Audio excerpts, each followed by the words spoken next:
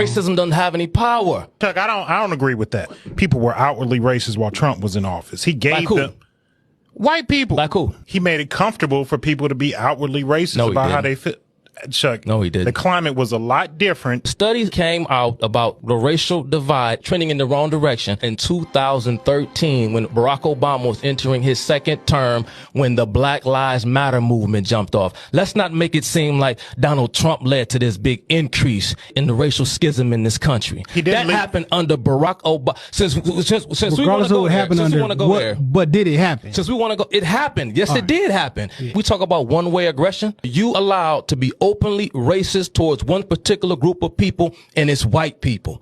Let's call a spade a spade. White dudes are pussies. White men are the issue. White men are the biggest threat to America. They are. You got analysts on MSNBC, CNN openly referring to Donald Trump and his voters as Nazis. Nowhere in popular media do you see white people saying the kinds of things that you see people saying about white people on national television, from Joy Reid, Trevor Noah, Don Lemon, over and over again. But Chuck, you don't see that anywhere else. Because you can't get on mainstream media and make light of other races doesn't mean that the racial climate is still not what it is. The reason why the racial climate is what it is because that's what critical race theory seeks to do. It seeks to polarize for the purpose of finding people who are sympathetic to your cause. And you keep on dividing one group onto itself until you create a group of disenchanted, angry, dysfunctional people that you can then use for the purpose of your liberation. That's not my words. Those are the words of Herbert Marcuse himself.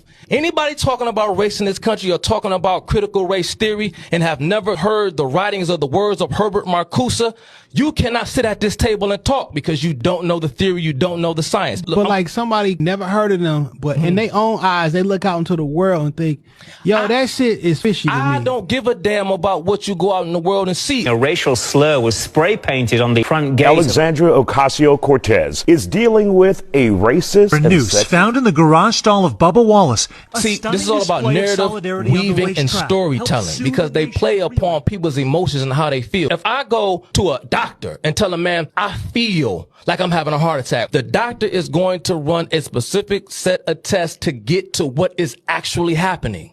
He has to know the truth. He can't do medical procedures upon me based upon what I tell him I feel. He has to know for a fact. He has to know what he's talking about. So he has to do a battery test. He has to do a test because if he does the wrong treatment to me based upon what I feel, he could kill me.